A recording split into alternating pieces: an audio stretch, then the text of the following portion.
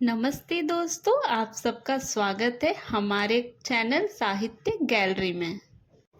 अब तक आपने सुना रजिया का पति रामू जब उसके रहते ही दूसरी स्त्री घर ले आता है तो इस बात से नाराज रजिया आखिर एक दिन घर छोड़कर चली जाती है।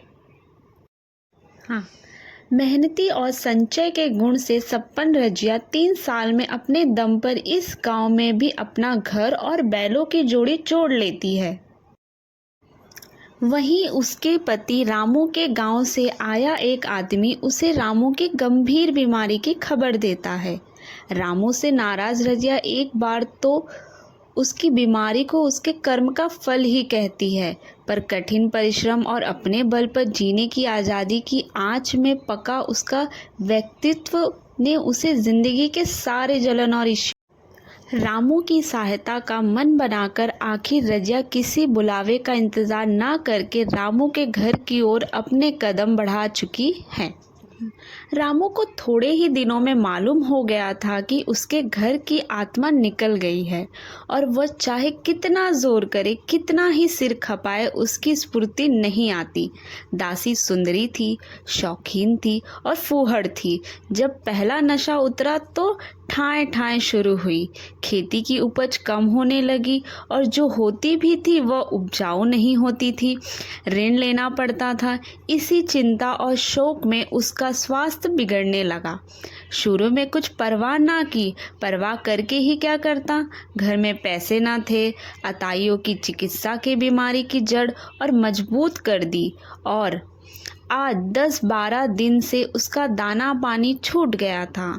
मौत के इंतज़ार में खाट पर पड़ा करा रहा था और अब वह दशा हो गई थी कि जब हम भविष्य से निश्चित होकर अतीत में विश्राम करते हैं, जैसे कोई गाड़ी आगे का रास्ता बंद पाकर पीछे लौटे।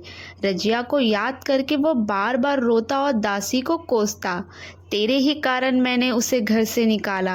वह क्या ही गई, लक्ष्मी चली गई। मैं जानता हूँ अब भी बुलाऊं तो दौड़ी आएगी, लेकिन बुलाऊं किस मुंह से।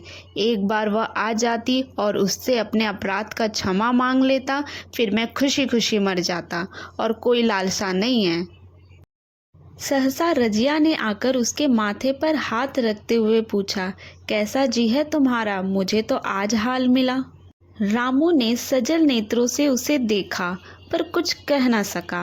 दोनों हाथ जोड़कर उसे प्रणाम किया पर हाथ जुड़े ही रह गए और आंख उलट गई। लाश घर में पड़ी थी। रजिया रोती थी। दसिया चिंतित थी। घर में रुपया का नाम नहीं था। लकड़ी तो चाहिए ही, उठाने वाले भी जलपान करेंगे ही। कफन के बगैर लाश उठेगी कैसे? 10 से कम का खर्च ना था। यह घर में 10 पैसे भी नहीं। डर रही थी कि आज गहन आफत आई। ऐसी कीमती भारी गहने ही कौन थे? किसान की बिसात क्या ही है। 2-3 नग बेचने पर भी 10 भी ना मिलेंगे। उसने चौधरी के लड़के को बुलाकर कहा, देवर जी, यह बेड़ा कैसे पार लागे? गांव में कोई धेले का भी विश्वास करने वाला नहीं। मेरे गहने हैं, चौधरी से कहो इन्हें गिरवी रख दे, फिर भगवान मालिक है। चौधरी के बेटे ने कहा, रजिया से क्यों नहीं मांग लेती? सहसा रजिया आंखें पोंछती हुई आ निकली। कान में भनक पड़ी। पूछा, क्या है जोखू? क्या सलाह कर रहे हो? अब मिट्टी उठाओगे कि सलाह की बेला है?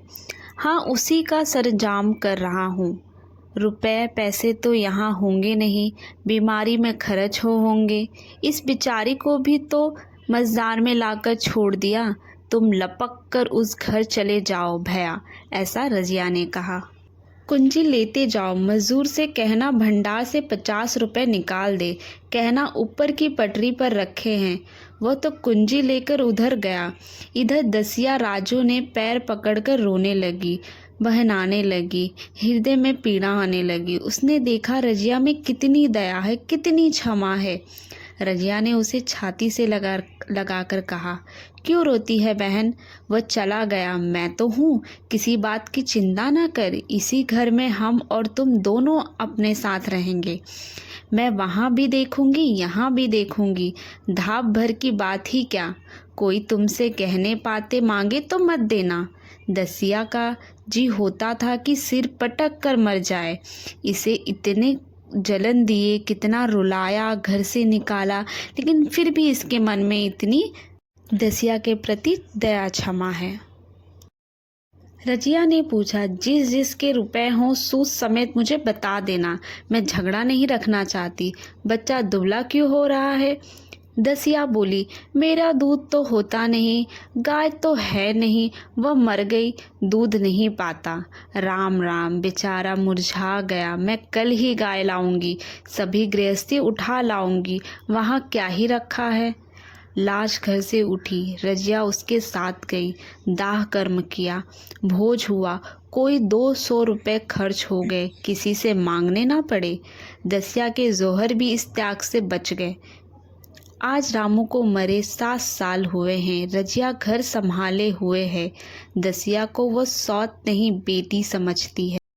पहले उसे पहनाकर तब खुद पहनती है, उसे खिलाकर फिर खाती है। जो खूब पढ़ने जाता है उसकी सगाई की बातचीत पक्की हो गई है। इस जाति के बचपन में ही ब्याह हो जाता है। दसिया ने कहा, बहन गहने बनवाकर क्या करोगी, मेरे गहने तो धरे ही हैं। रजिया ने कहा, नहीं रे, उसके लिए नए बनवाऊंगी, अभी तो मेरा हाथ चलता है, जब थक जाऊं तो जो करना हो कर लेना। तेरे अभी पहनने ओढ़ने के दिन हैं, तू अपने गहने रख ले। नाइन ठकुराई सोहती करके बोली, आज जोखू के बाप होते तो कुछ और ही बात होती। रजिया ने कहा, वे नहीं तो मैं तो हूँ, वे जितना करते मैं उसका दूना करूँगी। जब मर जाऊँ तब कहना जोखू के पापा नहीं हैं। ब्याह के दिन दसिया को रोते देखकर रजिया ने कहा, बहू तुम क्यों रोती हो, अभी तो मैं जिंदा हूँ। घर तुम्हारा है, जैसे चाहो वैसे रहो, मुझे बस एक रोटी दे देना, मुझे और क्या ही चाहिए। मेरा आदमी मर गया, तुम्हारा तो अभी जीता है। दसिया ने उसकी गोद में सिर रख दिया और खूब रोई। जीजी तुम मेरी माता हो, तुम ना होती तो मैं किसके द्वार पर खड़ी होती। घर में तो चूहे लौटते थे उनके राज में, मुझे दुख ही दुख सहने पड़े। सुहाग का सुख तो मुझे तुम्हारे राज में मिला। मैं दुख से नहीं रोती, रोती हूँ भगवान की दया पर की। कहाँ मैं और कहाँ यह खुशहाली। रजिया मुस्कुराकर रो दी। यहीं पर सौत कहानी का अंत होता है। हिंदी साहित्य में मुंशी प्रेमचंद का अपना ही एक स्थान है। अपने ज़माने से आज तक पाठकों के हृदय में अपना स्थान बनाए हुए हैं। ऐसे ही कहानियों के लिए आप हमारा चैनल साहित्य गैलरी को सब्सक्राइब और लाइक कर सकते हैं। Thank you.